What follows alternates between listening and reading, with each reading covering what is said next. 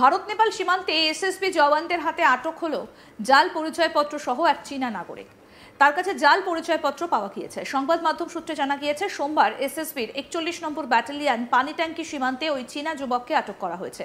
তার কাছে দুটি আলাদা নামের পাসপোর্ট এবং নেপালের জাল নাগরিকত্বের পরিচয়পত্র পাওয়া গিয়েছে। বর্তমানে তাকে কোরিবাড়ি থানার পুলিশের হাতে তুলে দেওয়া হয়। মঙ্গলবার 29শে জুলাই তাকে শিলিগুড়ি আদালতে তোলা হয়।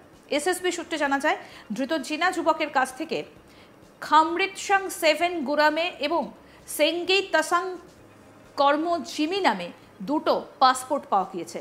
এছাড়াও একটি জাল নেপালি নাগরিকত্বের কার্ড পাওয়া গিয়েছে।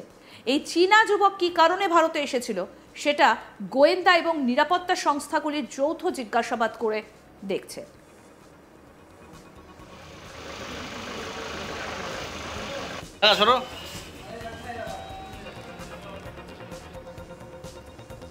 এবং এই ঘটনাকে কেন্দ্র করে যথেষ্ট পরিমাণে চাঞ্চল্যের সৃষ্টি হয়েছে। ভারত নেপাল সীমান্তে এসএসবি জওয়ানদের হাতে আটক জাল পরিচয়পত্র সহ এক চীনা নাগরিক। তার কাছে জাল পরিচয়পত্র পাওয়া গিয়েছে।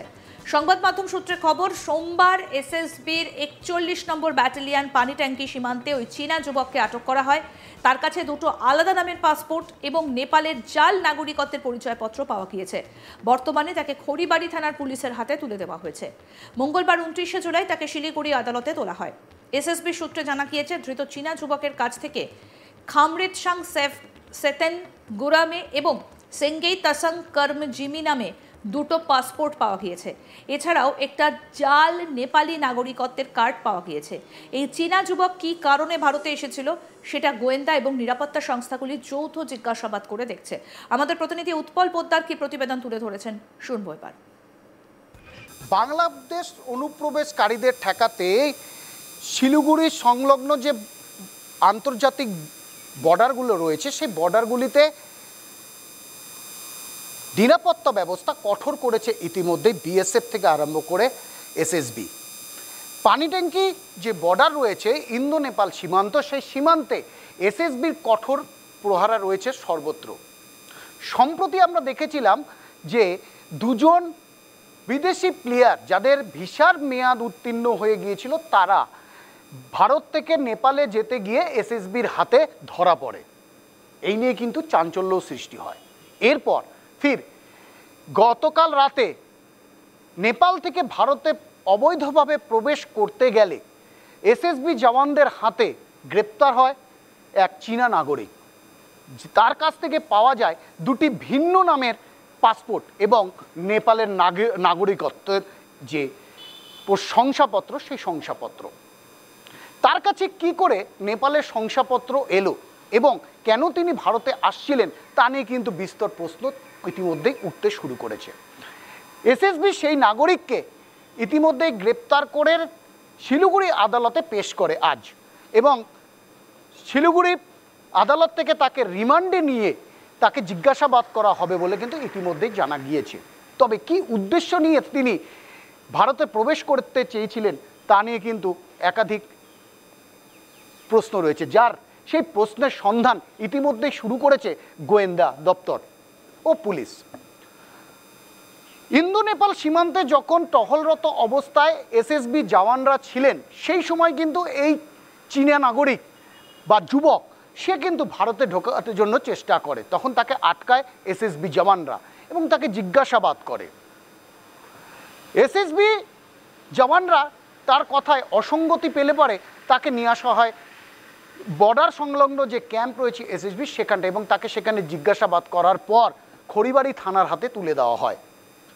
চীনা নাগরিক নয়, এরকম এর আগেও আমরা দেখেছি ইন্দো নেপাল সীমান্ত অর্থাৎ খড়িবাড়ি পানিট্যাঙ্কি এলাকাগুলো দিয়ে বিদেশের যে নাগরিকরা রয়েছেন তারা কিন্তু ভারতে ঢোকার চেষ্টা করছেন এবং এসএসবি জওয়ানদের হাতে ধরাও পড়েছে অনেকে। আবার এরকমও হয়ে থাকতে পারে যারা এসএসবি জওয়ানদের চোখকে এড়িয়ে ভারতে প্রবেশও করেছেন ইতিমধ্যে, এবং এই চিকেন নেক অর্থাৎ উত্তরবঙ্গের যে চিকেন নেক বলা হয় এই শিলিগুড়ি শহরের বিভিন্ন জায়গায় হয়তো তারা রয়েছেন। খোঁজ এবং তার পাশাপাশি কেউ রয়েছেন কিনা তা কিন্তু চিরুনি তল্লাশির মাধ্যমে কিন্তু খুঁজে বের করার চেষ্টা করছে গোয়েন্দা দপ্তরের কর্মীরা। কি কারণে এই চীনা নাগরিকের ভারতে প্রবেশ এবং কেনই বা তিনি দুটো নাম ব্যবহার করে পাসপোর্ট তৈরি করেছিলেন, কীভাবেই বা তার নামে পাসপোর্ট তৈরি হলো দুটো, একাধিক প্রশ্ন কিন্তু ইতিমধ্যেই উঠতে শুরু করেছে।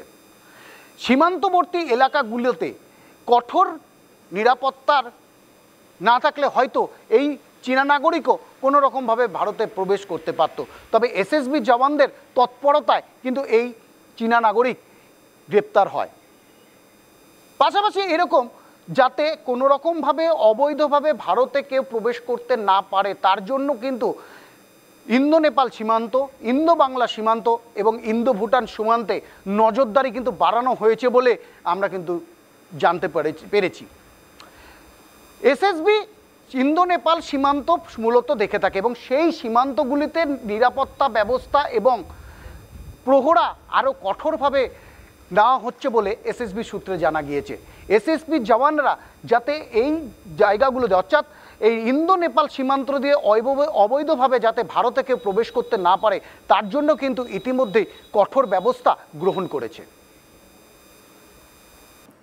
পেহেলগামে ভয়াবহ সন্ত্রাসী হামলায় কমপক্ষে ২৬ জন নিরীহ পর্যটক নিহত হবার পর দেশ জুড়ে ক্ষোভের ঝড় উঠেছে।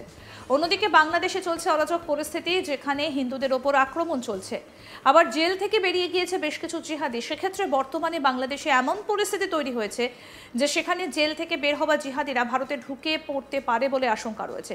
আবার এই অরাজক পরিস্থিতিতে ভারতে অনুপ্রবেশ বৃদ্ধিরও আশঙ্কা রয়েছে। সেক্ষেত্রে সীমান্তে নজরদারি চলছে। সেই সঙ্গে ভারতের দালাল চক্র আগের থেকে আরও বেশি সক্রিয় হয়ে উঠেছে।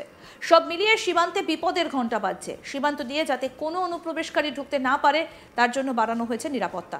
এত কিছুর পরও কিছুতেই আটকানো যাচ্ছে না অনুপ্রবেশকারীদের। এবার অবৈধ অনুপ্রবেশ এবং ভুয়ো পরিচয়পত্র তৈরি করে ভারতে বসবাসের অভিযোগে ২ বাংলাদেশি যুবক গ্রেফতার। এরপরই প্রশ্ন উঠতে শুরু করেছে, ওই বাংলাদেশিরা কি উদ্দেশ্য অবৈধভাবে ভারতে এসেছিল? তাহলে কি এর পেছনে অন্য কোনো উদ্দেশ্য ছিল?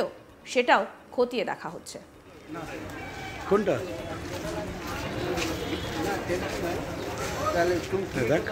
বলে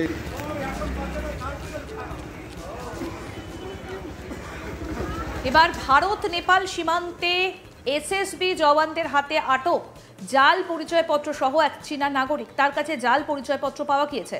সংবাদ মাধ্যম সূত্রে জানা গিয়েছে, সোমবার এসএসবির ৪১ নম্বর ব্যাটালিয়ন পানিট্যাঙ্কি সীমান্তে ওই চীনা যুবককে আটক করে। তার কাছে দুটো আলাদা নামের পাসপোর্ট এবং নেপালের জাল নাগরিকত্বের পরিচয়পত্র পাওয়া গিয়েছে। বর্তমানে তাকে খড়িবাড়ি থানার পুলিশের হাতে তুলে দেওয়া হয়।